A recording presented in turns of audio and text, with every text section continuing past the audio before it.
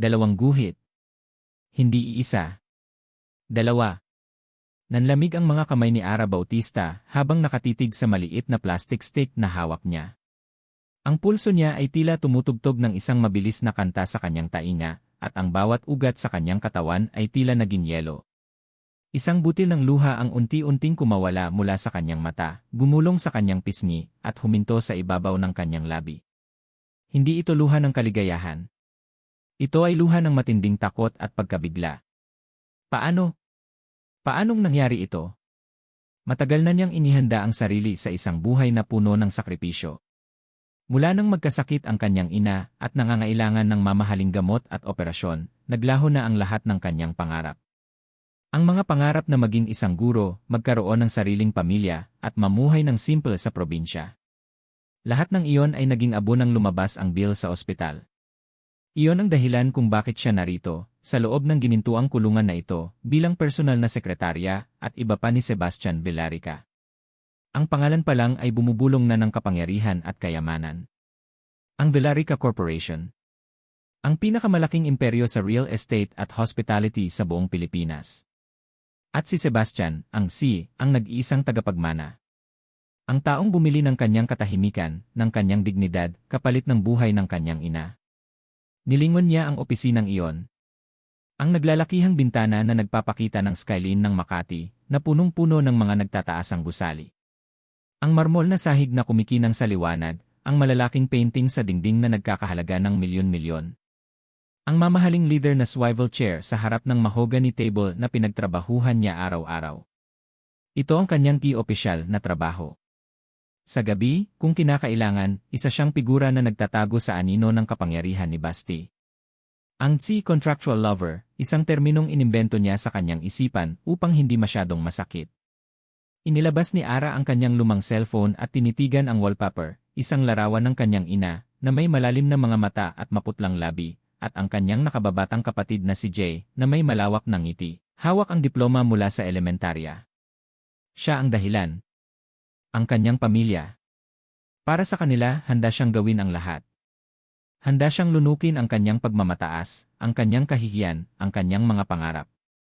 Ngunit ito, ang pagbubuntis, ito ang pinakamalaking pagsubok na hindi niya inaasahan. Nagsimulang kumalat sa kanyang sistema ang isang kakaibang pakiramdam. Hindi lang takot. May kung anong liwanag na unti-unting sumisikat sa dilim. Ang isang munting buhay na nagpapabago sa lahat ng kanyang pagkakakilala sa kanyang sarili. Isang responsibilidad na higit pa sa kanyang ina o kapatid. Nagpilit si Ara na kalmahin ang sarili. Huminga siya ng malalim, pikit mata. Kailangan niyang harapin ito. Kailangan niyang sabihin kay Sebastian. Ngunit paano? Kilala niya si Basti. Siya ay isang lalaki na walang emosyon, kontrolado, at may paniniwalang ang lahat ay may presyo. Hindi siya kailanman nagpakita ng anumang pagmamahal o lambing. Ang kanilang relasyon ay isang transaksyon, pera kapalit ng kanyang serbisyo, ng kanyang presensya, ng kanyang katawan. Walang higit pa. Anong sasabihin ko sa kanya? Tanong niya sa sarili. Na may anak siya. Sa akin. Ang ideyang iyon ay sapat na upang lamunin siya ng takot. Ang isang Villarica ay hindi maaaring magkaroon ng anak sa isang Ara Bautista na nagmula lamang sa isang simpleng pamilya. Ang pangalan ni Sebastian ay malinis at walang bahid. Ang kanilang kasunduan ay istrikto at ang pagbubuntis ay malinaw na wala sa listahan. Ilang oras ang lumipas. Ang sikat ng araw ay nagsimulang dumilim, nagpapahiwatig ng papalapit na gabi. Nagpasya si Ara na puntahan si Sebastian sa kanyang executive office. Nag-ipon siya ng lakas ng loob sa bawat hakbang niya patungo sa marangyang pinto. Ang bawat tibok ng kanyang puso ay tila kumakatok sa kanyang dibdib. Nadatnan niya si Sebastian na nakaupo sa likod ng kanyang mesa, nakasandal sa kanyang upuan, ang mga mata ay nakatuon sa isang tablet. Ang kanyang ekspresyon ay karaniwan, walang emosyon, malalim ang pag-isip. Ang perpektong imahe ng isang makapangyarihang na walang oras para sa anumang bagay na hindi mahalaga sa negosyo. Sir, mahina niyang tawag, ang boses ay halos pabulong. Hindi agad siya pinansin ni Sebastian. Ipinagpatuloy niya ang pagtingin sa tablet. Ngunit, sa sandaling narinig ni Ara ang paghinga niya, alam niyang nakita na siya nito. Ara, sabi niya sa isang kalmadong boses na walang anumang bahid ng emosyon. Hindi siya tumitingin. May kailangan ka. Kailangan ko po kayong makausap, sir. Mahalaga po. Ibaba ni Sebastian ang tablet, sa wakas ay tiningnan siya. Ang kanyang mga mata ay matalim, malamig, tila iniskan ang bawat detalye ng kanyang mukha. Naramdaman ni Ara ang panlalamig ng kanyang buto. Sa ilalim ng matalim na tingin na yon, tila nababasa niya ang bawat lihim na inililihim niya. Tungkol saan, tanong niya, ang kanyang tinig ay nagpapahiwatig ng pagkabagot. Nakalimutan mo ba ang meeting ko bukas ng umaga? May report ka pa na kailangan tapusin. Hindi po tungkol sa trabaho, sir, sabi ni Ara, ang kanyang mga kamay ay mahigpit na nakakuyom sa likod niya. Tungkol po sa atin. Isang bahagyang kunot noo ang lumabas sa mukha ni Sebastian, isang bihirang pagpapakita ng reaksyon. Sa atin? May bahid ng pagtataka sa kanyang boses. Wala namang tayo, Ara. Mayroon lang tayong kasunduan. Ang mga salitang iyon ay tumusok sa puso ni Ara na parang libu-libong karayom. Alam niya. Pero masakit pa ring marinig. Ngayon, paano niya sasabihin ang balita? Sir, kailangan po nating pag-usapan ito. Kailangan ko po kayong makausap ng matagal. Tiningnan siya ni Sebastian, ang mga mata ay nanatiling walang emosyon. Gugulin mo ang gabi sa mansion, sabi niya sa tonong hindi tumatanggap ng pagtanggi. May pag-uusapan tayo tungkol sa problemang ito. Ang salitang iproblema ay tila dumampi sa kanyang tenga at bumaba sa kanyang tiyan, nag-iwan ng isang malamig na sensasyon. Alam niyang hindi ito magiging madali. Hindi ito magiging maganda. Ngunit sa sandaling iyon, habang tinititigan niya ang walang emosyong mukha ng lalaking iyon na humahawak sa kanyang buhay, naramdaman din niya ang isang kakaibang determinasyon. Hindi na lamang ito para sa kanyang ina o sa kanyang kapatid. Ito ay para sa bagong buhay na lumalaki sa kanyang sinapupunan. Dumating si Ara sa Villarica Mansion na tila isang bilanggo na hinahatulan. Ang napakalaking pinto ng ginto at bakal ay sumara sa likuran niya, tila isang bitag na hindi na niya matatakasan. Ang loob ng mansion ay mas grandioso kaysa sa opisina ni Basti, may mga chandelier na kumikinang na parang bituin, mga antigong kasangkapan na nagkakahalaga ng ari-arian, at isang tahimik na kapaligiran na nagpapakaba sa kanya. Nakaupo si Sebastian sa dulo ng isang napakahabang dining table, umiinom ng kape. Ang kanyang ekspresyon ay karaniwan pa rin, walang bakas ng emosyon. Walang kaba, walang pagtataka. Tila ba ang pagdating ni Ara ay isa lamang bahagi ng kanyang schedule. Upo ka, sabi ni Basti, hindi pa rin tinitingnan si Ara. Itinuro niya ang upuan sa tapat niya. Umupo si Ara, ang mga kamay ay nanginginig sa ilalim ng mesa. Pinilit niyang magsalita, ngunit tila may bumara sa kanyang lalamunan. Sir, may gusto po sana akong sabihin sa inyo. Nakahinga si Basti ng malalim, tila nabagot na sa mga pambungad. Alam ko na, sabi niya, at sa wakas ay tiningnan siya. Ang kanyang mga mata ay nanunuot. Nakausap ko ang doktor. Confirmation test lang ang kulang, tama? Nanlaki ang mga mata ni Ara. Paano niya nalaman? Siguro, ang impluwensya ng Villarica ay abot hanggang sa pribadong impormasyon. Po, sir, mahina niyang sagot. Pero totoo po yan. Buntis po ako. Isang sarkastikong ngiti ang kumurba sa labi ni Basti, isang bagay na bihirang makita kay Ara. At ako ang ama? Tumango si Ara, halos hindi makahinga.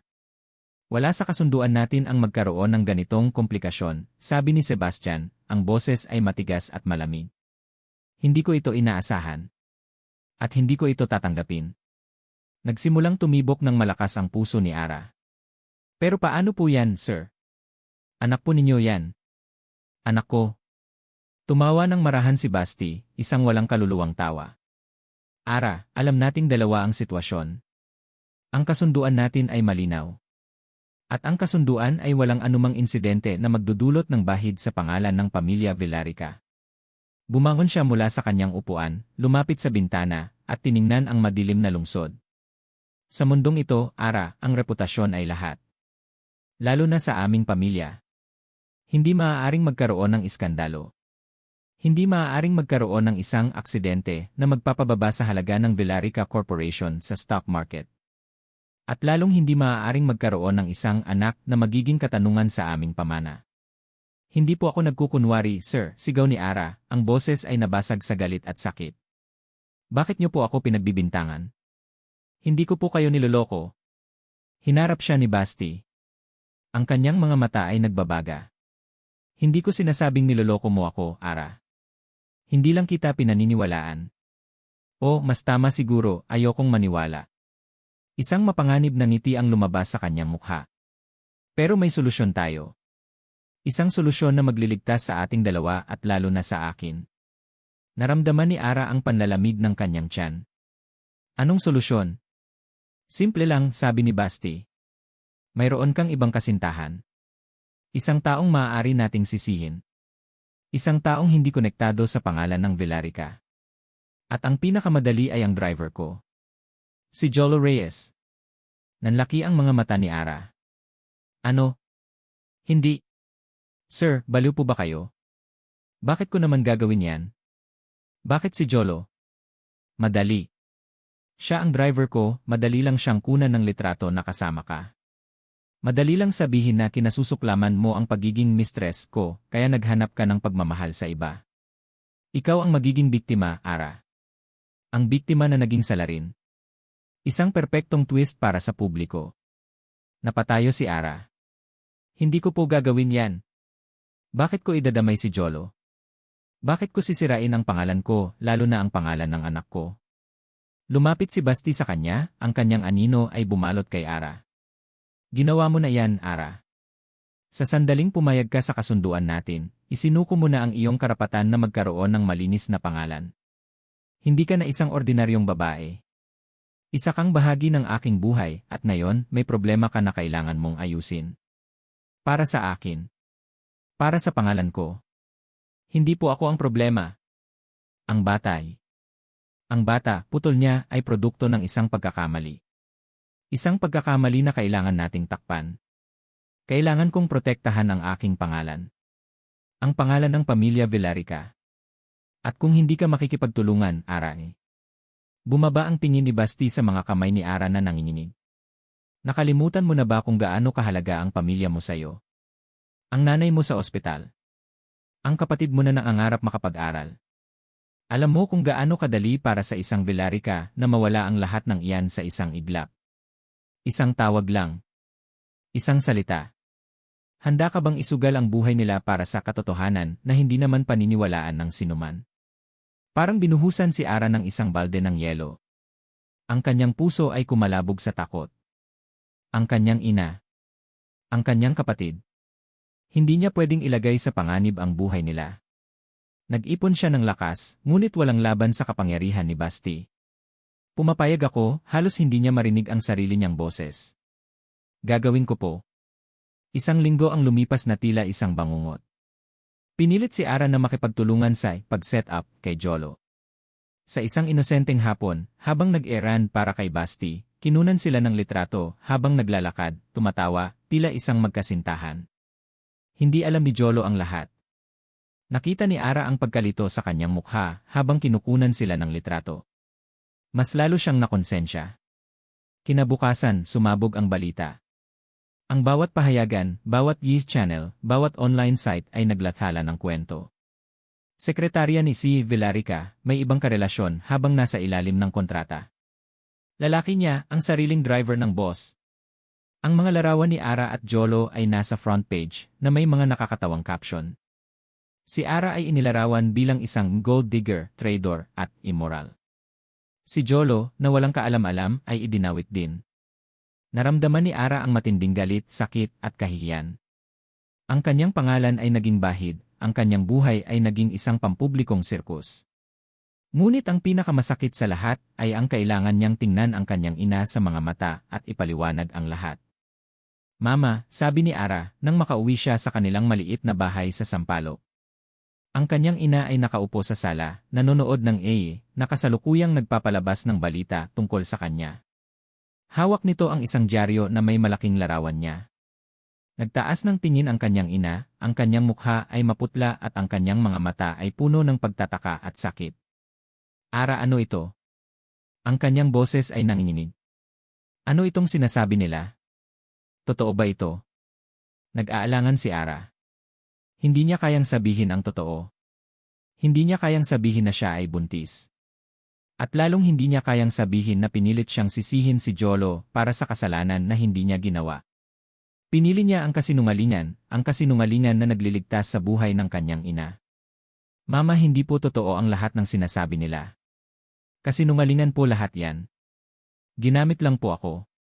Niyakap niya ang kanyang ina, naghahanap ng anuman kahit na maliit na kaginhawaan. Ngunit hindi tumugon ang kanyang ina. Ang kanyang katawan ay nanigas sa kanyang mga bisig. Mama! Mama! Nawalan ng malay ang kanyang ina. Ang dyaryo ay nahulog sa sahig, ang larawan ni Ara na biktima ng paninirang puri ay nakatitig sa kanya. Nanginginig ang mga kamay ni Ara habang kinakarga ang kanyang ina. Ang kanyang kapatid na si Jay ay umiiyak sa gilid. Tulong! Tulong po, sigaw ni Ara, ang boses ay nabasag sa pag-iyak. Mabilis silang nakarating sa pinakamalapit na ospital. Ang mga nurse ay nagsimulang magbigay ng atensyon sa kanyang ina. Si Ara ay naiwang mag-isa sa waiting area, ang kanyang damit ay may bahid pa ng alikabok sa kalye, ang kanyang mukha ay puno ng luha. Nakahawak siya sa kanyang tiyan, kung saan lumalaki ang isang munting buhay, habang tinititigan ang ospital. Sa labas ng bintana, nakita niya ang isang delivery boy na nag-iwan ng mga dyaryo. Isang kopya ang nahulog sa lapag, nakabukas sa pahina kung saan muling nakalimbag ang kanyang mukha, puno ng paghatol. Para sa kanya, para sa pamilya niya, nawala na ang lahat. Ang kanyang reputasyon. Ang kanyang dignidad. Ang kanyang inosente. Ang bawat hakbang ni Ara Bautista sa kalye ay tila isang matalim na kutsilyo na humihiwa sa kanyang balat. Ang bawat tingin ng kapitbahay ay tila isang nagbabagang sulo na naglalabas ng apoy. Pagkatapos mailabas ang kanyang ina sa ospital at nangangailangan ng agarang operasyon, naipit si Ara sa isang bangungot na tila walang katapusan.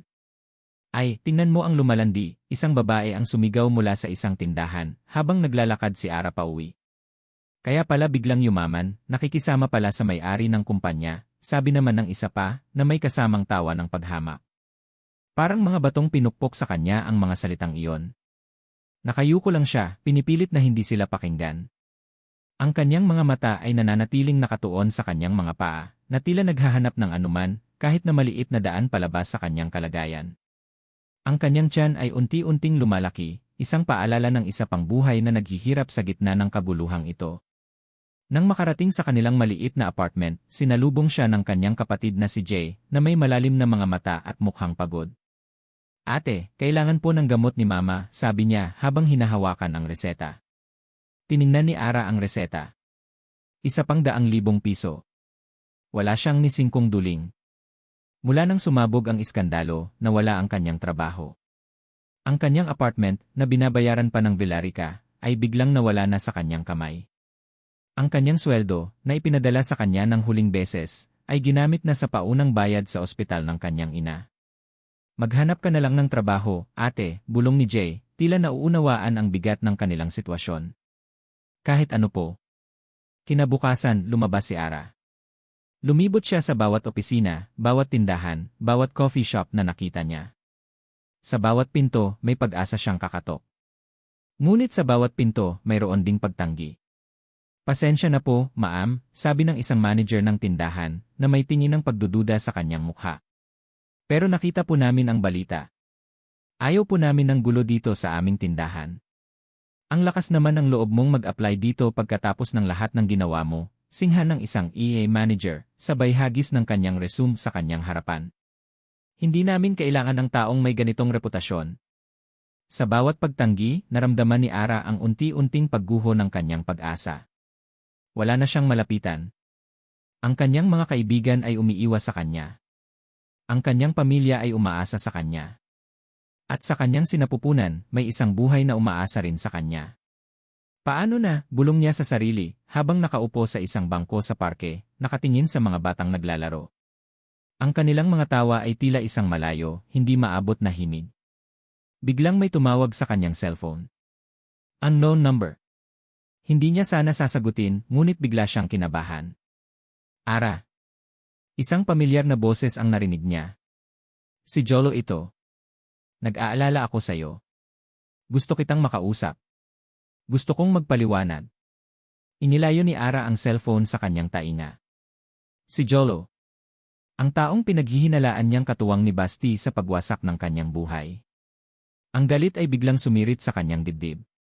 Ano pa bang ipapaliwanag mo, Jolo? Matalim niyang tanong. Hindi ka ba masaya na nasira ang buhay ko? Akala ko kaibigan kita. Hindi, Ara. Hindi ganoon. Ang boses ni Jolo ay puno ng desperasyon. Ginamit lang din ako. May mga taong nag-utos sa akin na gawin ang lahat ng iyon.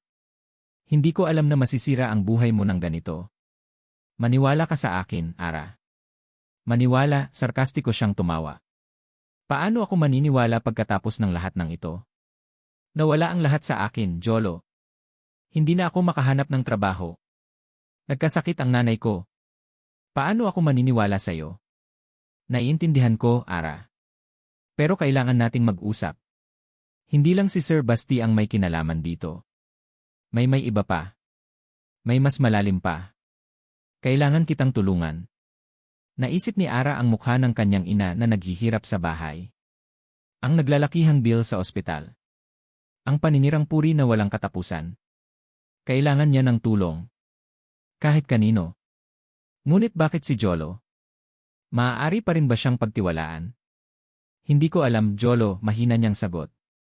Hindi ko alam. Basta, Ara. Heto ang bago kong number, sabi ni Jolo, binigay ang number. Kapag nagbago ang isip mo, tawagan mo ako. Gusto kong tulungan ka. Bago pa man siya makasagot, ibinaba na ni Jolo ang tawag. Nanatili si Ara na nakaupo, nakatingin sa lumubog na araw. Si Jolo. Posible kaya? Posible kaya na may mas malalim pa sa likod ng lahat ng ito? Bumalik siya sa bahay, ang kanyang isip ay gulong-gulo. Habang nagpapalit ng damit, narinig niya ang boses ni Aling Nena, ang kapitbahay nila, sa labas ng kanilang pinto. Nakikipag-usap ito sa kanyang kapatid na si Jay.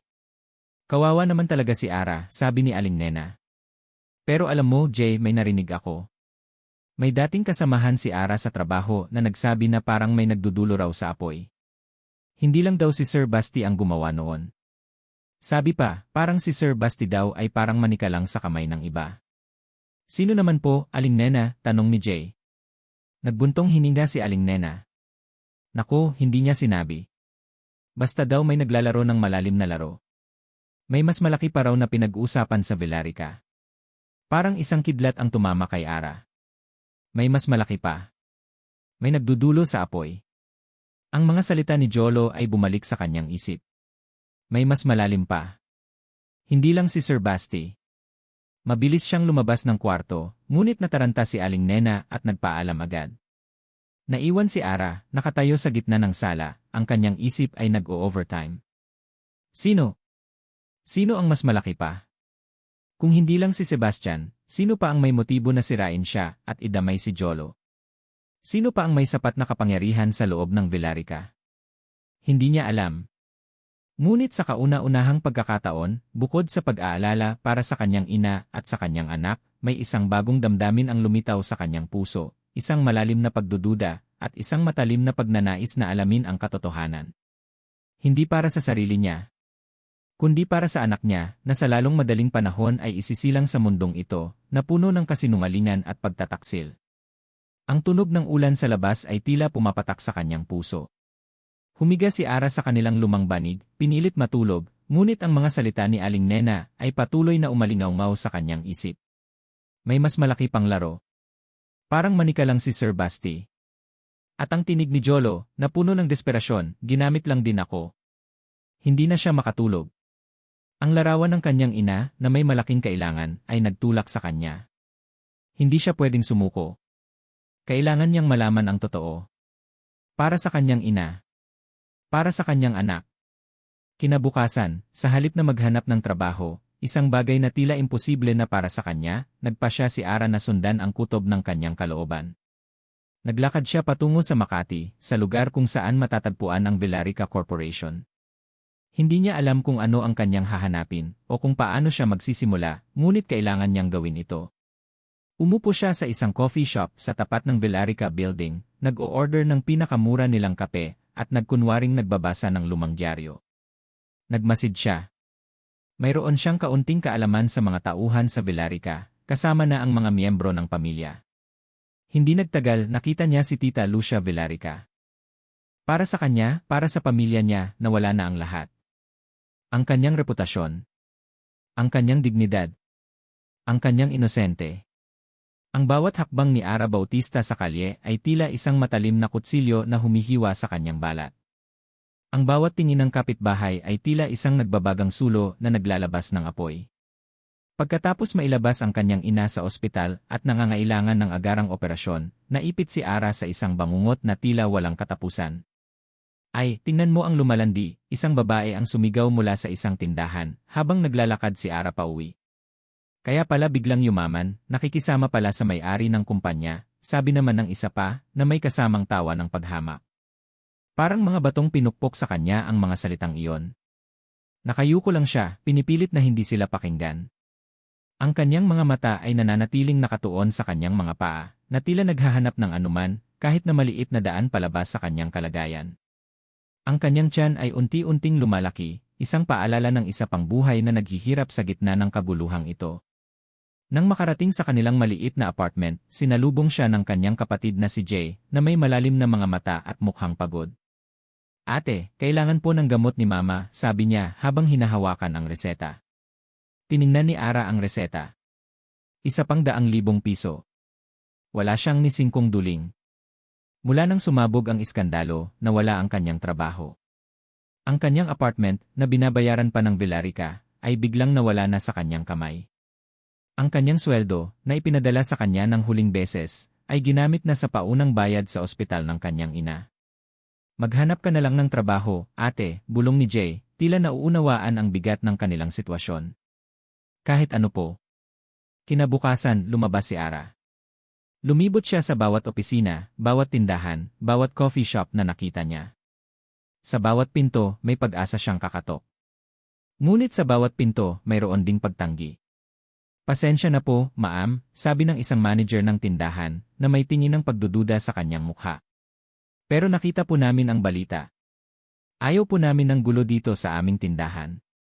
Ang lakas naman ng loob mong mag-apply dito pagkatapos ng lahat ng ginawa mo, singha ng isang EA manager, sabay hagis ng kanyang resume sa kanyang harapan. Hindi namin kailangan ng taong may ganitong reputasyon. Sa bawat pagtanggi, naramdaman ni Ara ang unti-unting pagguho ng kanyang pag-asa. Wala na siyang malapitan. Ang kanyang mga kaibigan ay umiiwas sa kanya. Ang kanyang pamilya ay umaasa sa kanya. At sa kanyang sinapupunan, may isang buhay na umaasa rin sa kanya. Paano na, bulong niya sa sarili, habang nakaupo sa isang bangko sa parke, nakatingin sa mga batang naglalaro. Ang kanilang mga tawa ay tila isang malayo, hindi maabot na himig. Biglang may tumawag sa kanyang cellphone. Unknown number. Hindi niya sana sasagutin, ngunit bigla siyang kinabahan. Ara. Isang pamilyar na boses ang narinig niya. Si Jolo ito. Nag-aalala ako sa'yo. Gusto kitang makausap. Gusto kong magpaliwanag. Inilayo ni Ara ang cellphone sa kanyang tainga. Si Jolo. Ang taong pinaghihinalaan niyang katuwang ni Basti sa pagwasak ng kanyang buhay. Ang galit ay biglang sumirit sa kanyang dibdib. Ano pa bang ipapaliwanag mo, Jolo? Matalim niyang tanong. Hindi ka ba masaya na nasira ang buhay ko? Akala ko kaibigan kita. Hindi, Ara. Hindi ganoon. Ang boses ni Jolo ay puno ng desperasyon. Ginamit lang din ako. May mga taong nag-utos sa akin na gawin ang lahat ng iyon. Hindi ko alam na masisira ang buhay mo ng ganito. Maniwala ka sa akin, Ara. Maniwala, sarkastiko siyang tumawa. Paano ako maniniwala pagkatapos ng lahat ng ito? Nawala ang lahat sa akin, Jolo. Hindi na ako makahanap ng trabaho. Nagkasakit ang nanay ko. Paano ako maniniwala sa'yo? Naiintindihan ko, Ara. Pero kailangan nating mag-usap. Hindi lang si Sir Basti ang may kinalaman dito. May iba pa. May mas malalim pa. Kailangan kitang tulungan. Naisip ni Ara ang mukha ng kanyang ina na naghihirap sa bahay. Ang naglalakihang bill sa ospital. Ang paninirang puri na walang katapusan.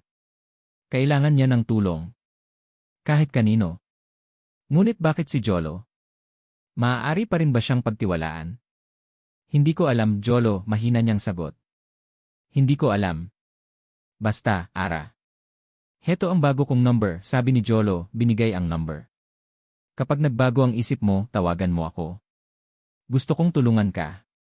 Bago pa man siya makasagot, ibinaba na ni Jolo ang tawag. Nanatili si Ara na nakaupo, nakatingin sa lumubog na araw.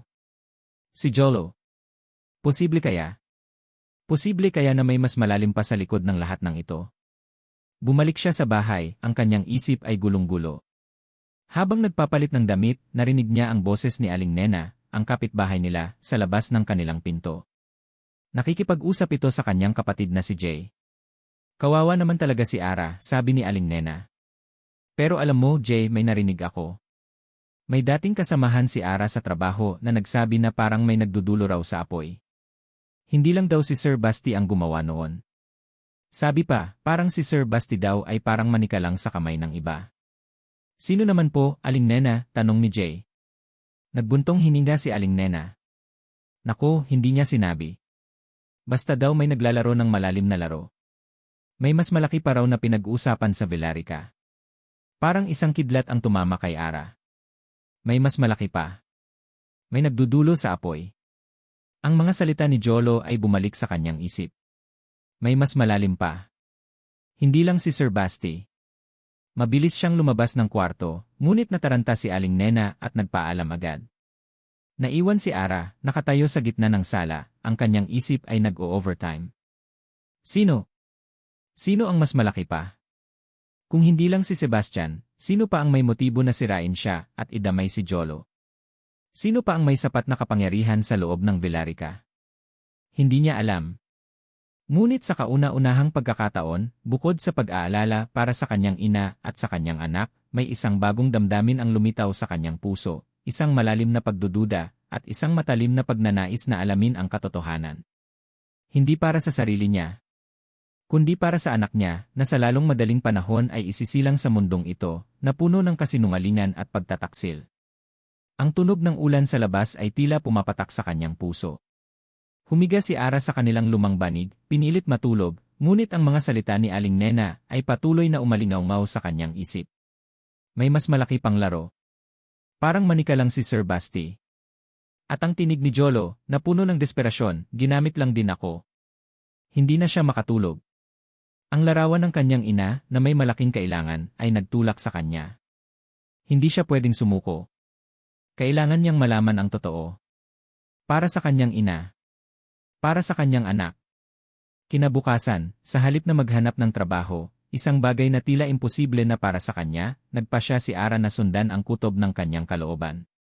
Naglakad siya patungo sa Makati, sa lugar kung saan matatagpuan ang Villarica Corporation.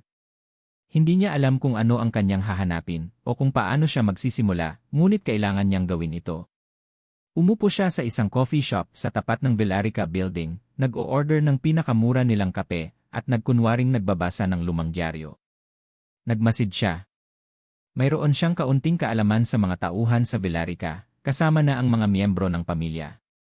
Hindi nagtagal, nakita niya si Tita Lucia Villarica. Si Tita Lucia ay ang kapatid ng yumaong ama ni Sebastian, at kilala sa kanyang pagkagusto sa kapangyarihan at pagiging socialite. Madalas itong lumalabas sa society pages, laging may kasamang malalaking pangalan. Ngunit ngayon, may kung anong kakaiba sa kilos niya. Nagmamadali siya, may kausap sa cellphone, at ang kanyang mukha ay puno ng pag-aalala. Sinundan ni Ara si Tita Lucia. Dumiretso ito sa isang mamahaling restaurant, hindi kalayuan sa kumpanya. Umupo si Ara sa isang sulok, pinipilit na hindi mapansin. Nakita niyang may naghihintay na isang lalaki sa loob, isang pamilyar na mukha. Siya ang reporter na sumulat ng pinakamalaking at pinakamasamang artikulo tungkol kay Ara. Napakagatlabi si Ara. Nagdidikit ang mga piraso ng puzzle. Bakit nakikipagkita si Tita Lucia sa reporter na sumira sa buhay niya? Ano ang kanilang pinag-uusapan? Nakita ni Ara ang paghahatid ng isang maliit na sobre mula kay Lucia patungo sa reporter. Hindi niya narinig ang kanilang pag-uusap, ngunit ang kanyang kutob ay mas lumakas. Mayroon silang balak. Sa gabi, nang makauwi, tinawagan ni Ara si Jolo. Sa una, nag-aalangan pa rin siya, ngunit ang nakita niya kanina ay nagtulak sa kanya. Jolo. Si Ara ito. Ang boses niya ay mahina, ngunit determinado. Ara. Salamat at tumawag ka. Nag-aalala ako sa'yo. Gusto kitang makausap. Gusto kong magpaliwanag. Ang boses ni Jolo ay puno ng pag-aalala. Magkita tayo, sabi ni Ara. Sa parke, mamaya. Kahit na malalim na ang gabi, nagkita sila ni Jolo sa isang liblib na sulok ng parke. Ang lamig ng hangin ay tila bumabalot sa kanilang dalawa. Ano ang gusto mong ipaliwanag? Diretsong tanong ni Ara. Huminga ng malalim si Jolo. Alam kong galit ka sa akin, Ara. Pero maniwala ka, hindi ko ginusto ang nangyari. Pinagplanuhan ang lahat. Ako rin ay ginamit. Sino ang gumamit sa'yo? Si Tita Lucia, bulong ni Jolo. Siya ang nag-uutos sa akin ng mga kakaibang bagay bago sumabog ang balita. Pinadala niya ako sa mga lugar na hindi ko alam kung bakit, kumuha ng mga pakete, at naghatid ng mga envelope. Hindi niya gusto na malaman ni Sir Basti ang mga yon. Palagi niyang sinasabi na secret lang natin to, Jolo. Nanlaki ang mga mata ni Ara. Anong mga lugar? Mga malalayong lugar, Ara, patuloy ni Jolo, ang kanyang boses ay nanginginig. Minsan, sa isang liblib na bahay sa probinsya. Minsan, sa isang lumang bodega sa Tondo. At bago sumabog ang balita mo, pinilit niya akong mag-park sa tapat ng coffee shop kung saan kakasama ng mga kaibigan mo at kailangan kong bumili ng kape habang kinuha nila ang litrato nating dalawa. Pagkatapos, sinabi niya sa akin na ihatid ang isang envelope sa address na binigay niya at doon ako nakita ng reporter na sumulat ng balita mo. Siya. Si Tita Lucia ang nag-utos sa iyo na dalhin ang envelope sa reporter. Ara, sabi ni Jolo, ang kanyang mukha ay puno ng pagsisisi. Hindi ko alam na masisira ang buhay mo. Akala ko, simpleng errand lang. Pero may narinig akong mga usapan niya sa telepono na parang gusto niyang may mangyari kay Sir Basti, na gusto niyang pabagsakin si Sir Basti. Na parang ginagamit ka lang niya para sa plano niya laban sa pamilya niyo. Biglang nagkaroon ng linaw ang lahat kay Ara. Hindi lamang si Basti ang kanyang kalaban. May mas malalim pa. At ito ay si Tita Lucia. Ang kanyang galit kay Sebastian ay bahagyang nabawasan at napalitan ng isang matinding galit kay Tita Lucia. Ginamit siya. Ginawa siyang instrumento para sa isang malaking labanan sa loob ng pamilya Villarica. May pruweba ka ba? Tanong ni Ara. Wala akong nahawakan, Ara. Pero isang beses, habang hinihintay ko siya sa sasakyan, nakita kong nagmamadali siyang lumabas ng isang coffee shop. May nahulog sa kanya. Isang maliit na notebook. Kinuha ko pero binigay niya sa akin agad. Pero nakita ko, may isang page doon na parang may sinulat siya, may number at pangalan ng dyaryo. Biglang may naisip si Ara. Ang coffee shop. Ang coffee shop kung saan siya umupo kaninang umaga. Ang coffee shop kung saan niya nakita si Tita Lucia. Posible kaya na may nahulog kay Tita Lucia kanina. Kinabukasan, maaga pa, bumalik si Ara sa coffee shop. Nagkunwari siyang naghahanap ng gamit na nahulog. Sa ilalim ng isang silya, sa isang liblib na sulok, nakita niya ang isang maliit, marangyang notebook. Kulay itim, may bordang A sa gilid. Ang inisyal ng Villarica. May kaunting luha sa gilid ng isang pahina, tila may napunit. Ngunit sa likod ng notebook, sa loob ng maliit na bulsa, may isang maliit na papel. Isang resibo. Resibo mula sa isang printing press na kilalang nagpiprint ng mga tabloid. At ang petsa ng resibo ay ilang araw bago sumabog ang iskandalo ni Ara. At ang nakasulat sa resibo, sa bahaging client, ay DE. Nagsimulang kumuyom ang kanyang kamao. Narito na. Ang pruweba. Hindi lang si Sebastian ang may kasalanan. May mas malalim pa. At iyon ay si Tita Lucia. Kinunan ni Ara ng litrato ang resibo gamit ang kanyang lumang cellphone. Hindi niya ito ipapadala sa mga pulis. Hindi pa. Gagamitin niya ito sa sarili niyang paraan. Kinuha niya ang cellphone at may isang pamilyar na pangalan ang hinanap niya sa kanyang contacts. Sebastian Villarica. Hindi niya kailanman inakala na gagawin niya ito. Ngunit mayroon siyang alam na ngayon ay mahalaga. Nag-type siya ng isang mensahe. Hindi niya sinama ang sarili niyang pangalan. Hindi niya ginamit ang sarili niyang numero.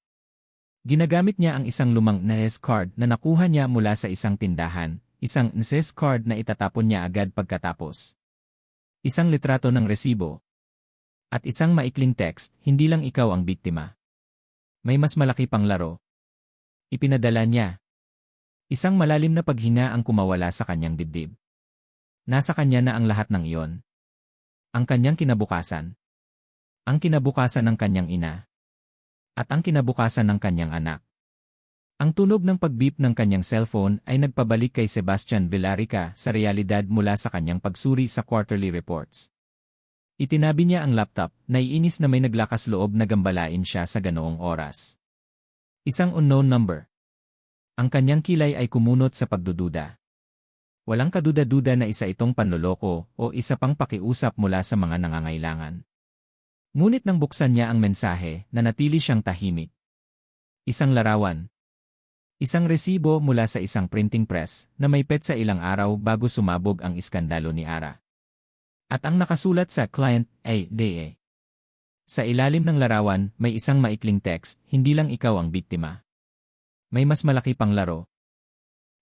Lucia Villarica. Bumalik sa kanyang isip ang lahat ng kilos ni Tita Lucia sa mga nakaraang linggo. Ang kanyang biglaang interes sa mga board meetings, ang kanyang mga payo tungkol sa pamamahala ng krisis na laging nakatuon sa pagpapababa sa kanyang kredibilidad, at ang kanyang madalas na pakikipag-ugnayan sa mga miyembro ng board na dati niyang hindi pinapansin. Sa simula, inakala ni Basti na natural lang iyon, ang kanyang tiyahin ay palaging ambisyosa. Ngunit ang resibo na ito, hindi niya kailangan ng pruweba ng koneksyon ni Lucia sa media. Sapat na ang pagdududa. Isang bagay ang pagiging ambisyosa, isa namang bagay ang paggamit ng iskandalo ng kanyang sariling pamilya upang destabilisahin ang kanyang pamumuno. Ang matandang ahas na yon, bulong ni Basti, ang kanyang mga mata ay naniningkit. Naramdaman niya ang isang bahagyang kirot sa dibdib, hindi dahil sa pagkakanulo ni Lucia, kundi dahil sa pagkalito. Hindi siya nasanay na may gumagamit sa kanyang mga problema upang sirain siya. Palagi niyang kontrolado ang lahat. At bigla, muling bumalik sa kanyang isip ang matandang sugat. Hindi ito tungkol sa Villarica Corporation. Ito ay tungkol sa tiwala. Naalala niya si Elara. Ang kanyang unang pag-ibig. Isang babaeng simple, masayahin at tila tapat. Akala niya, sa wakas ay nakahanap siya ng tunay na pagmamahal sa labas ng mundo ng kapangyarihan at pera. Ngunit lahat iyon ay isang malaking kasinungalingan. Ginamit siya ni Elara. Isang mapanlinlang na plano upang maipasok ang kanyang pamilya sa kanyang negosyo, upang makakuha ng pondo, at upang sirain ang kanyang pangalan. Ang sakit ng pagkakanulo ay naging isang matalim na aral, isang tila hindi nabubulok na lason sa kanyang puso. Simula noon, ipinangako niya sa sarili na hinding-hindi na siya magiging mahina. Hinding-hindi na niya ipapakita ang kanyang kahinaan. At hinding-hindi na siya magtitiwala. Ito ang dahilan kung bakit niya sinaktan si Ara. Ito ang dahilan kung bakit niya pinaghihinalaan ang bawat ngiti, ang bawat salita. Hindi niya kayang tanggapin ang pagbubuntis ni Ara dahil sa takot na muling gamitin. Sa kanyang isip, isa lamang itong paraan upang makakuha ng pera at kapangyarihan mula sa kanya. Ang larawan ng resibo ay nagpaalala sa kanya na siya, Sebastian Villarica, ay hindi palaging ang nagkokontrol. At ang ideya na may iba pang naglalaro sa kanyang buhay ay nagpakulo ng kanyang dugo. Samantala, sa kabila ng mataas na palapag ng Villarica Corporation, sa isang tahimik na opisina sa pinakadulong bahagi ng mansyon, nakaupo si Donna Consuelo Villarica, ang matriarch ng pamilya. Nagsusuklay siya ng kanyang puting buhok, ang kanyang mga mata ay matalas at matalino sa kabila ng kanyang edad. Naramdaman niya ang pagbabago sa anak niya. Ang pagkabalisa ni Sebastian ay tila lumalabas sa hangin. At ang pagbanggit ng pangalan ni Ara Bautista sa mga social gatherings ay hindi na niya matiis. Manang Lena, tawag niya sa kanyang matandang kasambahay na matagal nang kasama ng kanilang pamilya. Maaari mo bang hanapin si Jolo Reyes? Ang driver ni Sebastian. Bakit po, Donna Consuelo, tanong ni Manang Lena na may halong pagtataka. Kailangan ko siyang makausap, simpleng sagot ni Donna Consuelo. Tungkol sa mga lumalabas na balita. Alam ni Donna Consuelo na mayroong mas malalim sa likod ng lahat ng iyon. Ang kanyang intuwisyon, na nabuo sa mga taon ng pamamahala sa isang imperyo at sa pagmamasid sa laro ng kapangyarihan, ay nagsasabi sa kanya na mayroon ding isang bagay na hindi tama tungkol sa pagbubuntis ni Ara. Si Ara Bautista. Nakita niya ang larawan ng dalaga sa mga dyaryo. Ang mga mata nito ay puno ng takot, hindi ng kaligayahan o pagmamalaki. Hindi ito ang tingin ng isang babaeng nagpaplano na gamitin ang isang tao. Isang gabi, nang walang nakakaalam, nagpahatid si Donna Consuelo sa lumang address ni Ara sa Sampaloc. Ang lugar ay halos gumuguho, ang mga pinto at bintana ay basag. Ang mga kapitbahay ay nagbubulungan, dito nakatira ang kalapating mababa ang lipad. Narinig ni Donna Consuelo ang mga salitang iyon, at naramdaman niya ang isang bahagyang kirot sa kanyang puso. Hindi niya inakala na ang isang babae, gaano man kababa ang pinanggalingan, ay kayang magpakita ng ganoong klaseng lakas. Ang pagdadala ng isang bata sa kabila ng lahat ng paninirang puri. Ang kanyang anak, si Sebastian, ay gumamit lamang ng kapangyarihan upang takasan ang isang problema. Ngunit ang batang babae ay nagdadala ng buhay. Nakipag-usap si Donna Consuelo kay Manang Lena. Nakausap mo na ba si Jolo? Nakausap ko na po, Donna Consuelo, sagot ni Manang Lena. Sinabi niya po ang lahat. Naginamit lang din po siya. Na si Tita Lucia po ang nag-utos sa kanya. Mabuti, sabi ni Donna Consuelo, ang kanyang mukha ay seryoso. May isa pa akong pabor na hihingin sa iyo, Lena. Ngunit ito ay sikreto. Walang makakaalam. Kahit si Sebastian. Pinag-isipan ni Donna Consuelo ang kanyang mga galaw. Ang pangalan ng Villarica ay nasa panganib. Hindi lamang dahil sa iskandalo, kundi dahil sa panloob na digmaan na sinisimulan ni Lucia. At ngayon, may isang bata. Isang bata na posibleng may dugo ng Villarica. Ang isang Villarica ay hindi maaaring maging bahagi ng gulo na ito. Bumalik si Donna Consuelo sa kanyang opisina, ang kanyang isip ay gumagawa ng isang plano. Kinabukasan ng umaga, tinawagan niya ang kanyang personal na abogado, si Atty. De la Cruz. Kailangan ko ng isang confidential DNA test, Atty. De la Cruz, sabi ni Donna Consuelo, ang kanyang boses ay kalmado ngunit determinado. Kailangan kong malaman kung sino ang ama ng anak ni Ara Bautista. At kailangan mong makipagtulungan kay Jolo Reyes upang makakuha ng sample. Walang dapat makaalam. Walang bakas. Lalo na si Sebastian. Ang kanyang mga mata ay tinitigan ang larawan ng kanyang yumaong asawa. May isang pait na alaala na bumalik sa kanyang isip, ang kanyang sariling nakaraan, kung paano siya napilitang isakripisyo ang sarili niyang kaligayahan para sa pangalan ng Villarica. Hindi niya hahayaan na mangyari iyon sa kanyang apo. Ang bawat paggising ni Ara Bautista ay tila isang pagbagsak sa bangin. Ang mga salita ni Jolo, ang resibo ni Tita Lucia, lahat ng iyon ay nagbigay ng panibagong pag-asa at pagkalito. Kung may iba pang nakasakit sa kanya, kung may mas malalim na laro, nangangahulugan bang hindi lang si Sebastian ang dapat niyang sisihin? Ngunit hindi niya yon pwedeng isipin ng matagal. May mas malaking banta.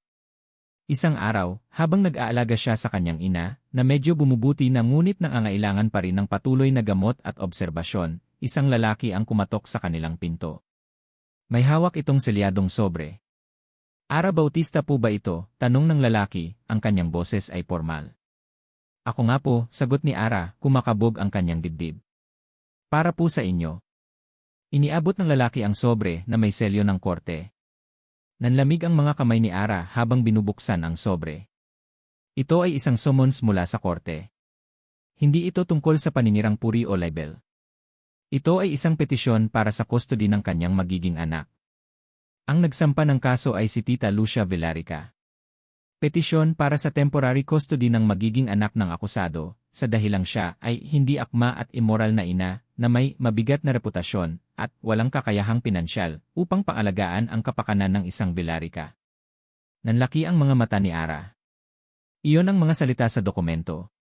Nilayon ng dokumento na kunin ang kanyang anak sa kanya. Ang galit ay biglang nagliyab sa kanyang dibdib.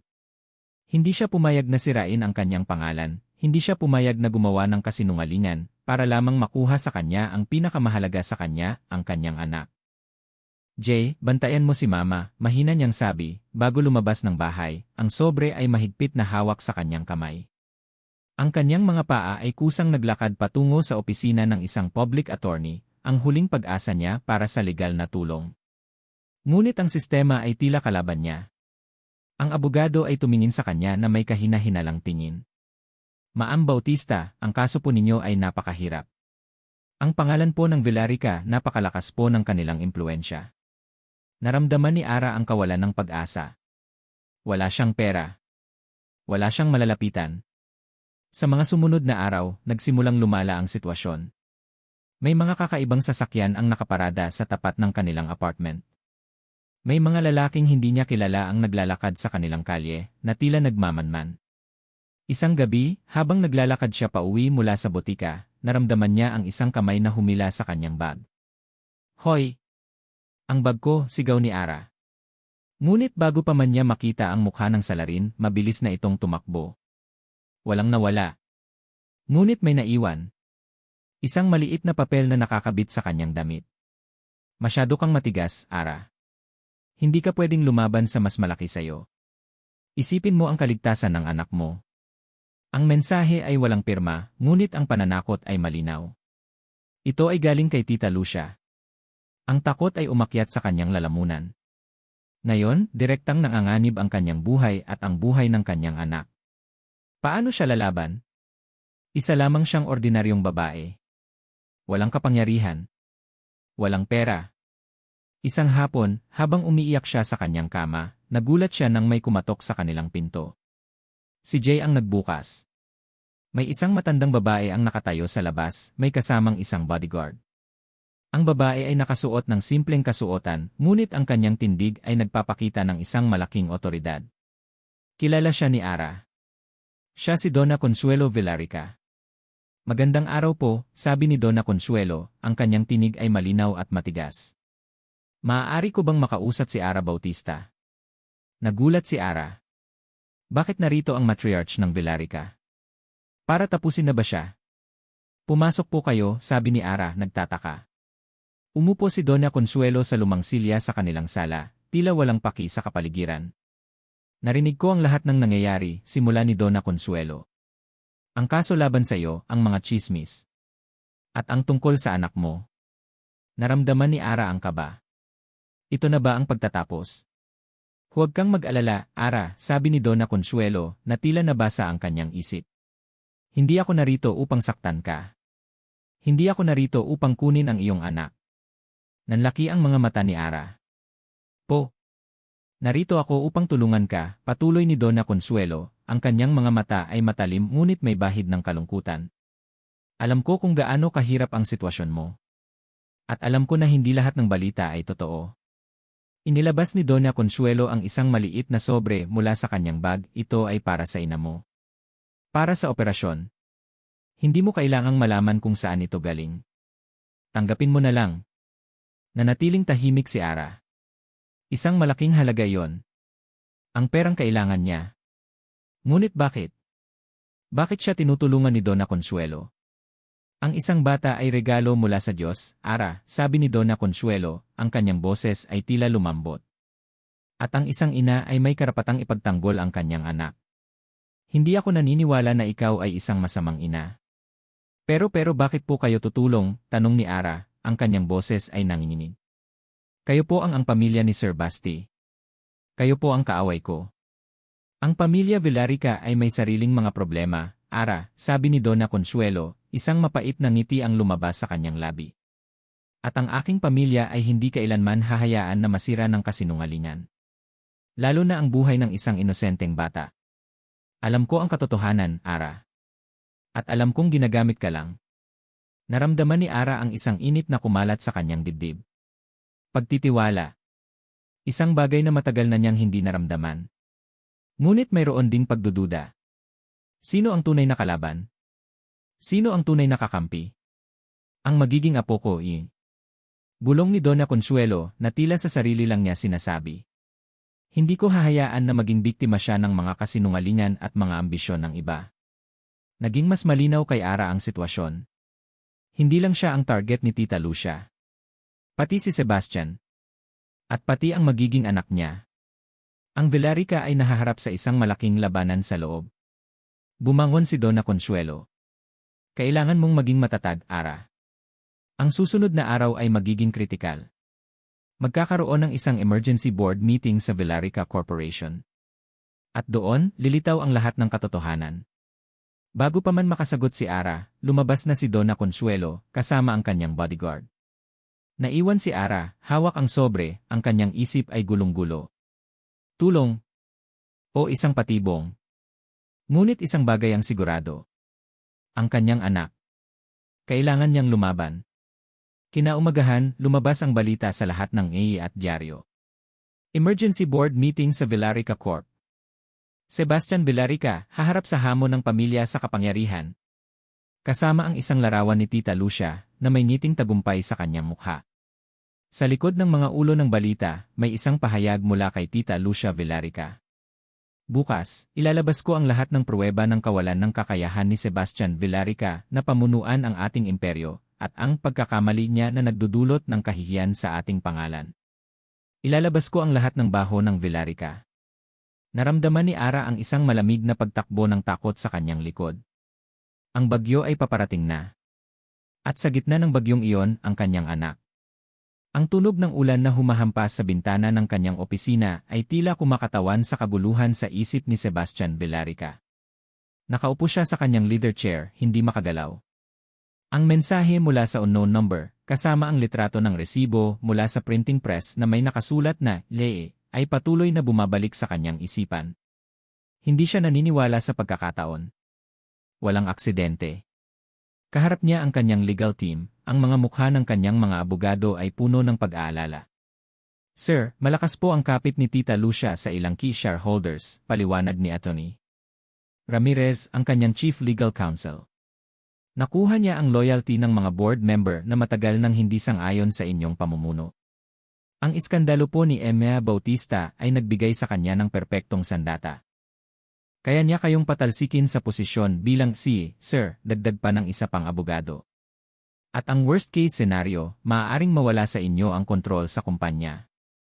Kumuyom ang kamao ni Sebastian. Ang Villarica. Ang imperyo na pinaghirapan ng kanyang ama at pinapanatili niya sa tuktok. Ngayon, nanganganib na mawala. Dahil sa isang chismis. Isang chismis na siya mismo ang nagpasimula. Ang pagkabigo ay naghalo sa galit. Galit kay Lucia na ginamit siya. Galit sa kanyang sarili na naging bulag. At galit kay Ara sa pagiging sanhi ng lahat ng ito o sa pagiging biktima na ngayon ay nagiging armas laban sa kanya. Nag-umpisa na siyang magduda kung ano ang totoo. Kung totoo ang ginamit lang si Ara, ibig sabihin ay naging biktima rin siya. Pero ang kanyang pagkabingi sa sarili at pagkaarogante ay nagpahirap sa kanyang tanggapin ang katotohanan.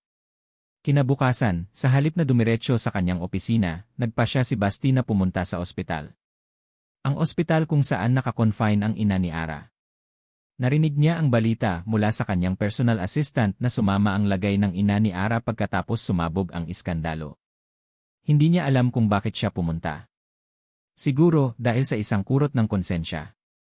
O marahil isang kakaibang pagtataka. Nakarating siya sa simpleng silid ng ospital. Ang amoy ng gamot at kapabayaan ay sumalubong sa kanya. Nakita niya si Ara. Nakaupo sa gilid ng kama ng kanyang ina na may malalim na mga mata at mukhang pagod. Hawak ni Ara ang kamay ng kanyang ina at binubulungan siya ng mga salita ng pag-asa. May mga libro sa gilid ng kanyang ina, mga lumang nobela na tila binabasa ni Ara para rito. Nagulat si Ara nang makita si Sebastian. Agad siyang tumayo, ang kanyang ekspresyon ay puno ng pagtataka at pagkamuhi. "Anong ginagawa mo rito?" Matalim na tanong ni Ara, ang kanyang boses ay halos pabulong upang hindi magising ang ina. Nanatiling tahimik si Sebastian. Tiningnan niya ang ina ni Ara. Ang kanyang puso ay biglang kumirot. Ang kanyang ina ay may matinding sakit na nagdudulot ng panlulumo sa kalagayan niya. Ang mga aparatos na nakakabit sa kanya, ang mga gamot na nakahilera sa mesa. Ito ang resulta ng kanyang desisyon. Ito ang tunay na kahulugan ng kontrata. Ang buhay ng isang ina laban sa kanyang karangalan. Nakita ni Basti ang pagmamahal sa mga mata ni Ara habang tinitingnan niya ang kanyang ina. Isang pagmamahal na hindi niya kailanman nakita o naramdaman. Ang kanilang relasyon ay isang transaksyon. Wala siyang ibinigay. Wala siyang ibinigay kundi sakit. "Siya ba ang nanay mo?" Mahina niyang tanong, ang kanyang boses ay tila napagod. Maikling sagot ni Ara. "At dahil sa'yo, nandito siya ngayon." Ang mga salitang iyon ay tumusok sa puso ni Sebastian. Siya ang may kasalanan. Ang kanyang pagiging kontrolado, ang kanyang pagiging walang pakialam sa damdamin ng iba, ang kanyang pagiging bulag sa kanyang sariling kakulangan. Sa sumunod na araw, nagkaroon ng mabilis ngunit tensyonadong pagtatagpo si Basti at Tita Lucia sa corporate hallway. Hindi ito planado. Mukhang abala ka, Sebastian, sabi ni Lucia, na may ngiti na puno ng panunuya. Nag-aalala ka ba sa nalalapit na board meeting? Huwag kang mag-alala, magiging maayos ang lahat.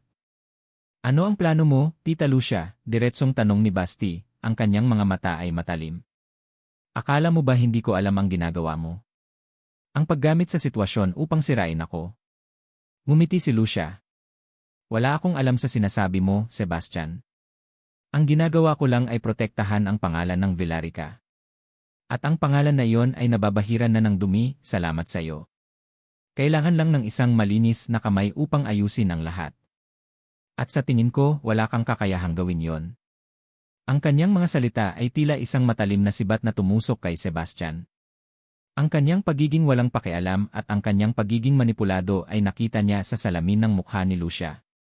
Bumalik si Sebastian sa kanyang opisina, ang kanyang isip ay gulong-gulo. Binuksan niya ang kanyang laptop. Naghanap siya ng mga lumang artikulo tungkol kay Ara. Ang mga larawan niya na may mga nakakatawang caption. Ang kanyang mukha ay puno ng sakit, kahihiyan at pagod. Ang isang inosenteng babae ay kanyang sinira. Ang isang buhay ay kanyang ginamit.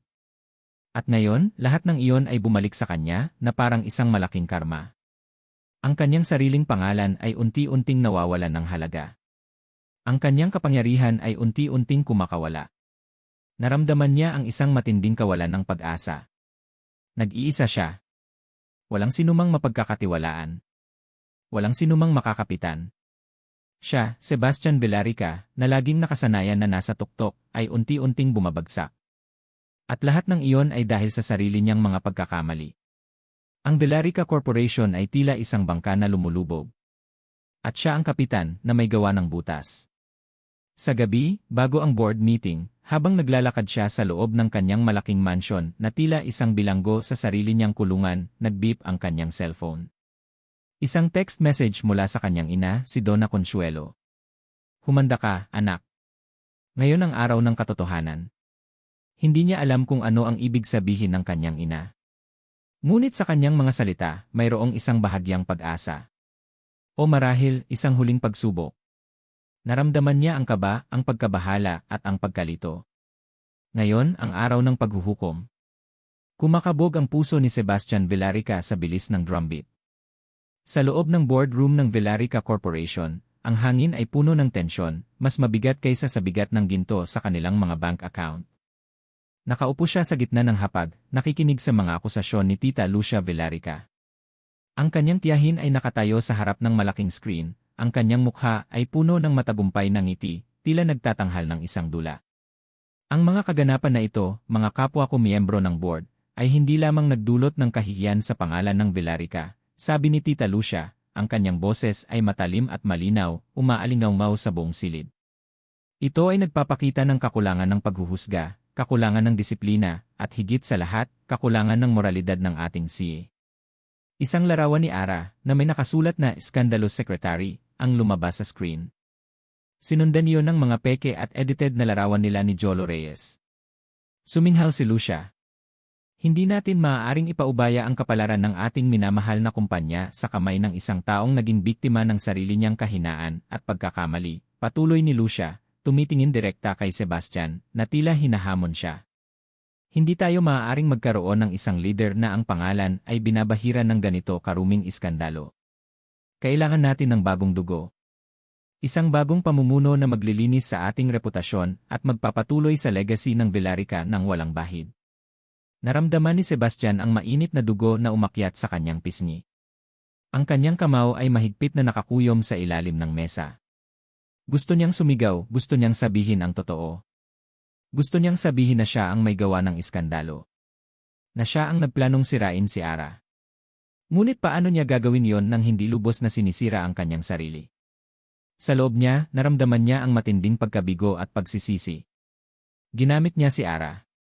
Pinili niya ang kanyang sariling kapangyarihan at pangalan. At ngayon, ginagamit naman siya ni Lucia, gamit ang sarili niyang pagkakamali, upang sirain siya. Ito ang karma, Basti, bulong ng isang tinig sa kanyang isip. Ito ang ganti ng tadhana. Nagpatuloy si Tita Lucia sa pagtalakay sa mga isyu sa pananalapi na pinapalaki ang mga maliliit na pagkakamali sa kanyang pamumuno. Ang bawat salita ay tila isang palaso na tumatama sa kanyang puso. Samantala, sa labas ng boardroom, nakatayo si Ara Bautista, ang kanyang mga kamay ay mahigpit na nakahawak sa kanyang tiyan. Ang kanyang puso ay kumakabog ng malakas. Nagawa siyang dumating dito sa tulong ni Donna Consuelo. Isang lihim na pintuan sa likod ng gusali ang ginamit niya upang makapasok ng hindi napapansin ng mga media. Mula sa maliit na siwang ng pinto, naririnig niya ang lahat. Ang boses ni Tita Lucia, ang mga akusasyon, ang mga larawan niya sa screen. Naramdaman niya ang sakit. Ang kahihiyan. Ngunit may isang bahagi sa kanya na tumangging sumuko. Ang buhay na lumalaki sa kanyang sinapupunan ay nagbigay sa kanya ng lakas. Hindi na siya ang Ara na madaling sumuko. Hindi na siya ang Ara na laging nakayuko. Kailangan niyang lumaban. Hindi para sa sarili niya, kundi para sa anak niya. Ang tensyon sa silid ay umabot sa sukdulan. Inihanda ni Tita Lucia ang huling bomba, isang peking dokumento na nagpapahiwatig na may utang ang Villarica Corporation na hindi na mababayaran. At ngayon, sabi ni Lucia, ang kanyang boses ay nagtagumpay. Hinihiling ko ang agarang pagtanggal kay Sebastian Villarica bilang CEO. At hinihiling ko na ako ang maupo sa kanyang pwesto. Isang malakas na tunog ang umalingaw-ngaw sa buong silid. Bumukas ang malaking pinto ng boardroom at doon nakatayo si Donna Consuelo Villarica. Ang kanyang tindig ay matikas, ang kanyang mga mata ay nagbabaga. Ang kanyang mukha ay seryoso, walang bahid ng pagdududa. Ang kanyang presensya ay tila isang malakas na alon na huminto sa lahat ng ingay. Nagulat ang lahat. Lalo na si Tita Lucia, na ang ngiti ay biglang nawala sa kanyang labi. At si Sebastian, na ang mga mata ay nanlaki sa pagkabigla. Ina, bulong ni Sebastian, hindi makapaniwala. Lumingon si Donna Consuelo kay Tita Lucia. Lucia, sabi niya, ang kanyang tinig ay malinaw at puno ng otoridad. Marami kang sinasabi. Ngunit hindi lahat ng sinasabi mo ay totoo. Lumapit si Donna Consuelo sa gitna ng silid. Ang kanyang mga mata ay nanatiling nakatuon kay Tita Lucia. Bago ka magpatuloy sa iyong walang kabuluhang mga akusasyon, sabi niya, mayroon akong importanteng sasabihin. Naglabas si Donna Consuelo ng isang selyadong envelope. Ang kanyang mga kamay ay hindi nanginginig. Ang kanyang boses ay malinaw. Ang pangalan ng Villarica ay hindi maaaring bahiran ng kasinungalingan, sabi niya, ang kanyang tingin ay tumama kay Sebastian, at pagkatapos ay bumalik kay Lucia. Lalo na kapag ang kasinungalingan na iyon ay sumisira sa buhay ng mga inosente. At sumisira sa reputasyon ng aking pamilya, hindi mula sa labas, kundi mula sa loob. Binuksan niya ang envelope. Kinuha niya ang isang dokumento. Sa labas ng pinto, naramdaman ni Ara ang panlalamig ng kanyang katawan. Lala test. Ito na ba? Ang bata, sabi ni Donna Consuelo, ang kanyang boses ay tumataas. Ang bata na ipinagbubuntis ni Ara Bautista, ang bata na ginamit mo, Lucia, upang sirain ang pangalan ng aking anak at ang aking pamilya ay isang Villarica. Nagulat ang lahat. Ang silid ay nabalot ng katahimikan. Ito ang resulta ng DNA test, patuloy ni Donna Consuelo, hawak ang dokumento na tila isang sandata. 100% ang tugma. Ang ama ng anak ni Ara Bautista ay si Sebastian Villarica. Isang malakas na bulungan ang pumutok sa buong silid. Nanlaki ang mga mata ni Tita Lucia. Ang kanyang mukha ay naging putlang-putla. Ang kanyang mga mata ay puno ng galit at pagkatalo. Imposible, sigaw niya. Kasinungalingan. Ginawa mo lang iyan, Consuelo. Para protektahan ang anak mo. Hindi ako nagsisinungaling, Lucia, matigas na sagot ni Donna Consuelo. Ang katotohanan ay laging mananaig. Ang bata na ito ay ang nag-iisang apo ko. Ang nag-iisang direktang tagapagmana ng dugo ng Villarica. Sa kanyang upuan, si Sebastian ay tulala. Ang kanyang mga mata ay nakatuon sa kanyang ina. Ang bata. Ang bata ay sa kanya. Hindi ito isang kasinungalingan. Hindi ito isang panloloko. Ito ay kanyang anak. Isang Villarica. Ang isang alon ng pagkalito, pagkabigla, at isang bahagyang kaginhawaan ang dumaloy sa kanyang katawan. Ang lahat ng kanyang pagdududa, lahat ng kanyang takot, ay biglang nawala. Nagkaroon siya ng anak. Sa labas ng pinto, si Ara ay nakatulala. Ang kanyang mga kamay ay nanginginig. Nakayuko siya, pumapatak ang kanyang luha sa sahig. Hindi ito luha ng kalungkutan. Ito ay luha ng matinding kaginhawaan. Ngayon, kinikilala na ang kanyang anak. Hindi na siya mag-iisa sa laban na ito. Tinignan ni Dona Consuelo si Sebastian, ang kanyang mga mata ay may halong pag-asa at pag-asa. Pagkatapos, bumalik siya kay Lucia, na ngayon ay halos gumuho na sa upuan. Lucia, tapos na ang laro mo, sabi ni Dona Consuelo. Ang katotohanan ay laging nananalo. Binalingan ni Dona Consuelo si Sebastian, ang kanyang boses ay puno ng pagmamahal, ngunit may bahid pa rin ng pagiging matatag. Anak, ang iyong katotohanan ay narito na. Oras na para magdesisyon ka kung ano ang tunay na mahalaga. Ang silid ng boardroom ay tila isang sumabog na bulkan. Ang pahayag ni Dona Consuelo ang nagpatahimik sa lahat, nagpalabas ng mga sikreto, at nagbagsak sa isang reyna. Nagawa ni Sebastian Villarica na kontrolin ang kanyang reaksyon. Ang pagkabigla ng marinig niyang anak niya ang bata ay tila isang suntok sa kanyang sikmura, ngunit kasama niyon ay isang kakaibang ginhawa. Hindi na ito haka-haka. Ito ay totoo. May anak siya. Matapos ang board meeting, agad na kinasuhan si Tita Lucia Villarica ng seryosong kaso ng paninirang puri at pagtatangkang manlinlang sa korporasyon. Ang kanyang mga taga-suporta sa board ay agad na nag-withdraw, nais iligtas ang kanilang mga sarili mula sa pagbagsak. Ang kanyang paghahari ay tapos na. Ito ang naging kinalabasan ng kanyang labis na ambisyon. Tinitigan ni Sebastian ang kanyang tiyahin habang inilalabas siya ng mga seguridad, ang kanyang mukha ay puno ng galit at pagkatalo. Walang awa. Walang pagdadalawang isip. Ngunit sa gitna ng kanyang tagumpay, may bahagi sa puso ni Sebastian na kumirot. Naalala niya ang kanyang sarili. Ang kanyang pagiging kontrolado. Ang kanyang pagiging bulag sa katotohanan. Siya ang nagsimula ng gulo. At si Ara ang naging biktima. Ang malaking pagbubunyag ng kanyang ina ay isang tagumpay para sa Villarica, ngunit para sa kanya, isa itong paalala ng kanyang malaking pagkakamali. Ang unang hakbang niya ay hanapin si Ara. Pagkatapos ng gulo sa boardroom, umalis agad si Ara. Alam ni Sebastian na kailangan niyang harapin ang babae na kanyang sinaktan ng lubusan. Nakarating siya sa simpleng apartment ni Ara. Kumakabog ang kanyang dibdib habang kumakatok. Nagbukas si Jay, ang kapatid ni Ara, na may malalim na mga mata ngunit ngayon ay may bahid ng pag-asa. Ate, tawag ni Jay pagkatapos makita si Sebastian. Lumabas si Ara mula sa loob. Ang kanyang mga mata ay nanatiling malamig. Walang init. Walang emosyon. Tanging sakit at pagkamuhi ang makikita. Anong kailangan mo, Sir Sebastian? Tanong ni Ara, ang kanyang boses ay walang sigla. Hindi ba sapat ang lahat ng ginawa mo? Ara, kailangan kitang makausap, sabi ni Sebastian. Ang kanyang boses ay hindi katulad ng dating Basti, mas mahina, mas pakiusap. Kailangan kong humingi ng tawad. Napakagatlabi si Ara. Isang mapait na ngiti ang lumabas sa kanyang labi. Tawad? Ang tawad ba ay makakapagbalik sa lahat ng nawala sa akin? Sa pangalan ko? Sa sakit ng ina ko? Sa lahat ng kahihiyan na dinanas ko?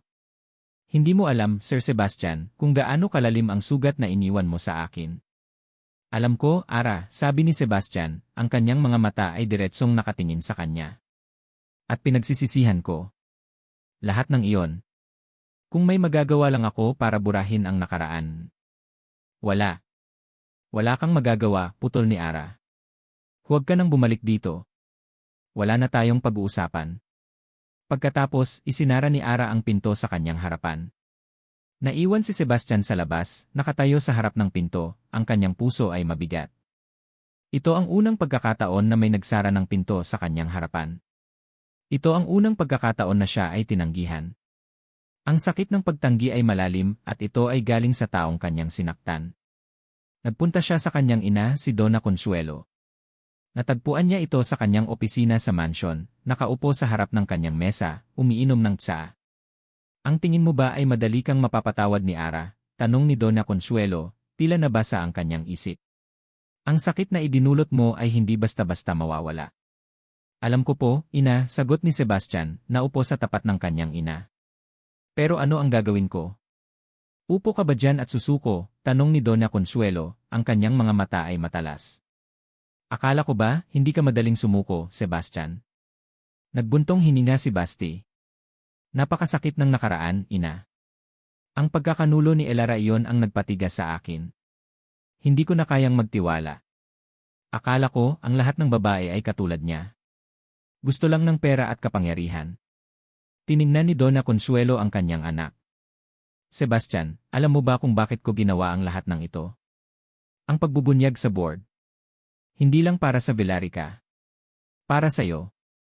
At para sa apo ko. Umupo siya sa tabi ni Sebastian.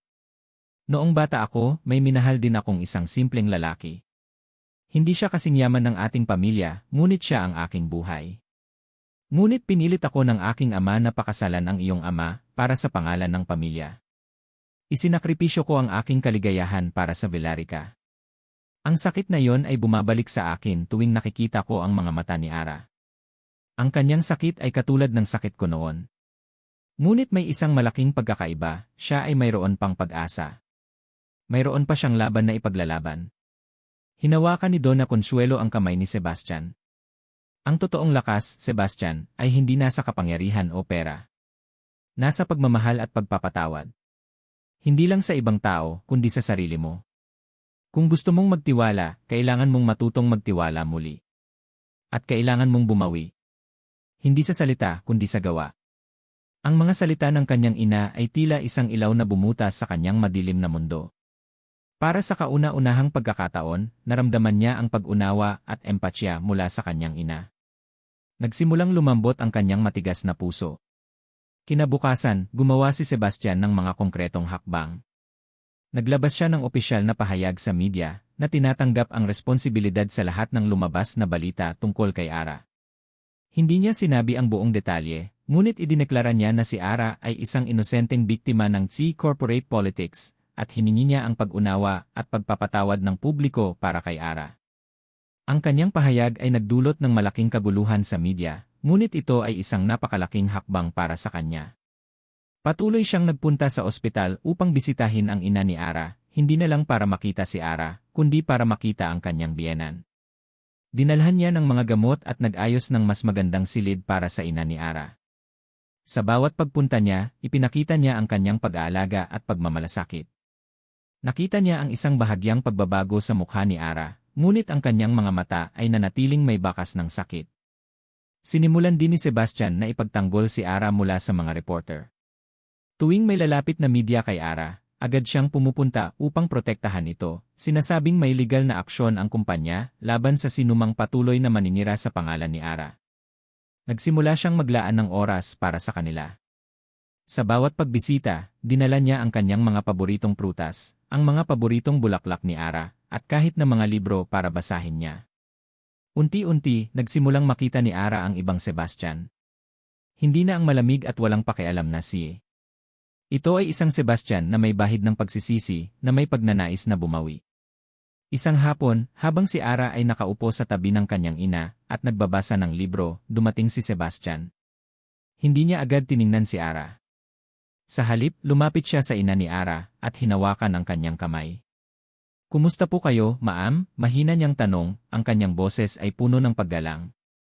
Tumingin sa kanya ang ina ni Ara at mumiti ng mahina. Pagkatapos, lumingon si Sebastian kay Ara.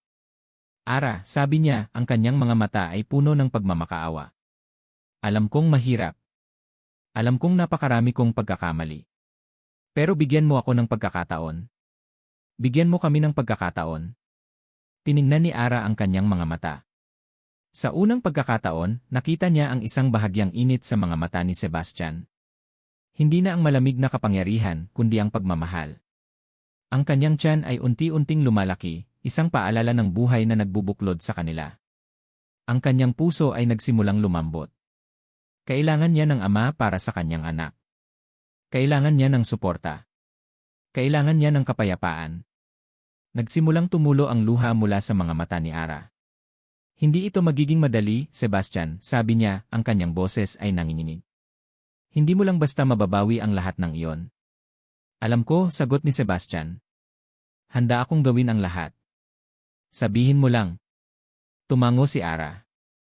"Mayroon akong isang kondisyon," sabi niya, ang kanyang mga mata ay nakatingin direkta sa kanya. "Hindi lang ako at ang anak mo ang kailangan mong panindigan. Kailangan mong patunayan sa akin, sa publiko, at sa sarili mo na mas mahalaga sa iyo ang pamilya kaysa sa kapangyarihan at pera. Hindi lang sa salita. Sa gawa. Kailangan mong ipahayag sa publiko na isusuko mo ang iyong ganap na kontrol sa kumpanya at ilalaan ang iyong sarili sa amin. Na ilalagay mo kami, ang iyong pamilya, bago ang lahat. Nagulat si Sebastian. Ito ang pinakamalaking sakripisyo. Ang kapangyarihan niya. Ang Villarica. Ngunit nang tiningnan niya ang mga mata ni Ara at ang kanyang lumalaking tiyan, alam niyang hindi na ito tungkol sa Villarica Corporation. Ito ay tungkol sa isang bagong simula. Isang pamilya. Ilang araw matapos ang tensyonadong board meeting, umalinggaw sa buong Maynila ang balita. Hindi lang tungkol sa pagbagsak ni Tita Lucia Villarica, kundi ang mas nakagugulat na pahayag mula kay Sebastian Villarica mismo. Sa isang press conference na sinaksihan ng mga piling miyembro ng media, formal na nagdeklara si Sebastian. Nakatayo siya sa harap ng logo ng Villarica Corporation, ngunit ang kanyang tindig ay hindi na ang dating arogante at malamig. May bahid ng pagpapakumbaba at katapatan ang kanyang mga mata. Minamahal kong publiko, at sa lahat ng stakeholders ng Villarica Corporation, panimula ni Sebastian, ang kanyang boses ay malinaw, umaalingaw sa buong silid. Nais kong tanggapin ang buong responsibilidad sa mga kamakailang kaganapan na nagdulot ng gulo at kontrobersya. Kinikilala ko ang aking mga pagkakamali, lalo na sa paraan ng paghawak ko sa mga personal na usapin na nagdulot ng pinsala sa reputasyon ng isang inosenteng tao. Nakahinga ng malalim si Ara Bautista, na nakaupo sa loob ng isang pribadong silid, pinapanood ang live broadcast sa isang malaking screen. Hawak niya ang kanyang lumalaking tiyan, ang kanyang puso ay kumakabog ng malakas. Ito ang pinakahihintay niya. Mula ngayon, patuloy ni Sebastian, ang kanyang tingin ay matapang at determinado. Ako, bilang CEO ng Villarica Corporation, ay magsasagawa ng malaking pagbabago sa pamamalakad ng kumpanya. Hindi na ang lahat ng desisyon ay dadaan sa aking kamay.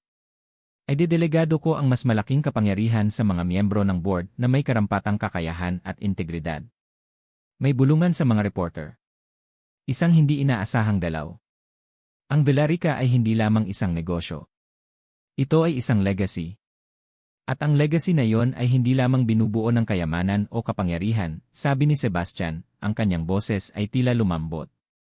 Ito ay binubuo ng integridad, pagmamahal sa pamilya, at pagiging tapat sa mga pinahahalagahan.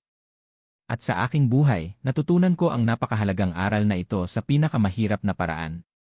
Tumingin si Sebastian direkta sa kamera. Nais kong ipahayag sa publiko at sa aking pamilya na ang aking prioridad ngayon ay ang aking pamilya. Ang aking ina at ang aking anak na malapit ng isilang. Iiwan ko ang mas detalyadong pagpapatakbo ng kumpanya sa aking mga pinagkakatiwalaang miyembro. Maglalaan ako ng mas maraming oras para sa aking pamilya. Para sa aking magiging anak. Dahil ang tunay na kayamanan ay hindi nasusukat sa salapi, kundi sa pagmamahal ng pamilya.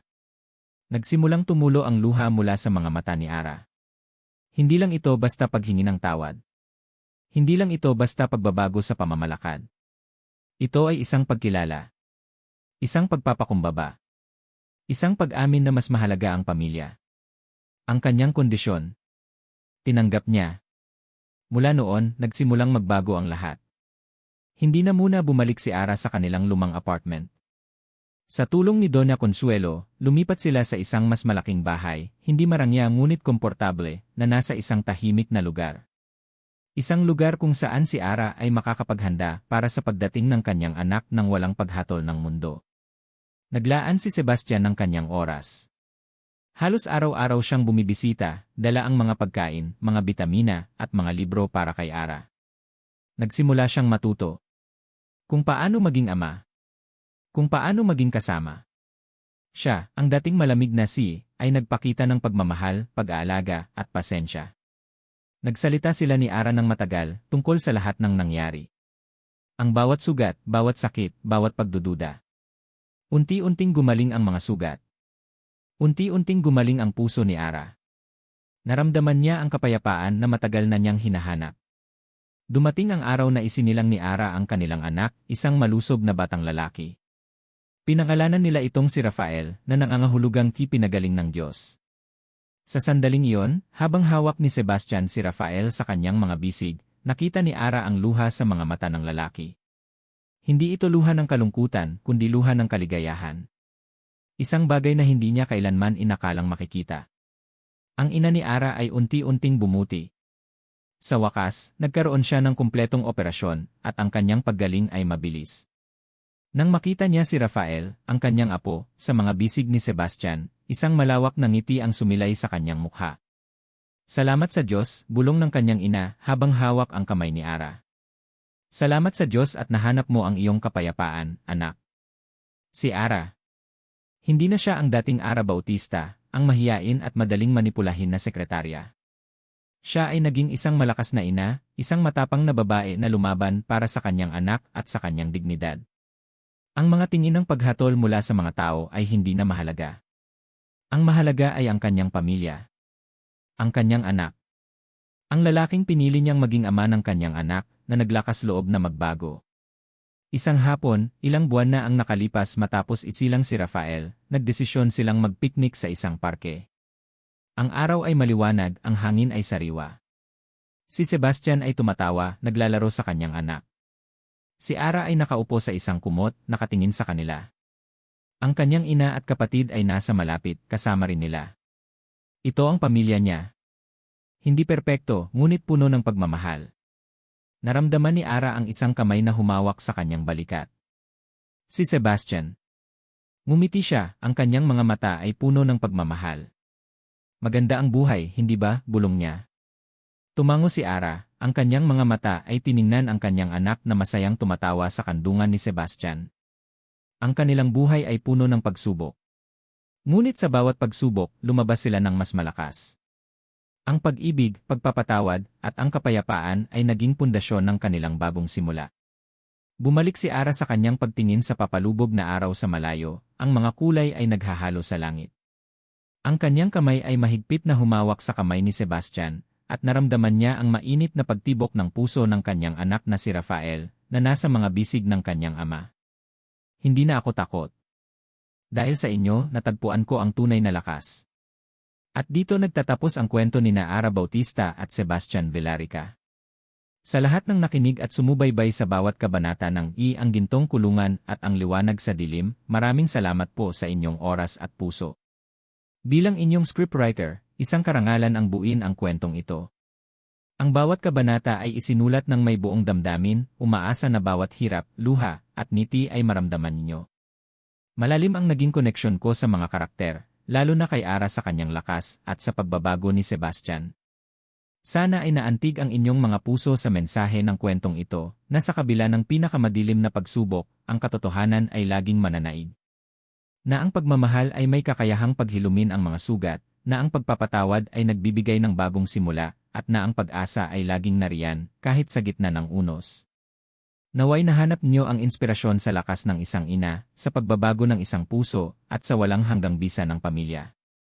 Kung naantig kayo ng kwentong ito, inaanyayahan ko kayong mag-iwan ng inyong mga saloobin at damdamin sa comment section. Ano ang pinakapaborito ninyong sandali? Anong aral ang inyong napulot? Ang inyong feedback ay mahalaga sa amin. Hanggang sa susunod na kwento, mula sa inyong lingkod, ang inyong scriptwriter.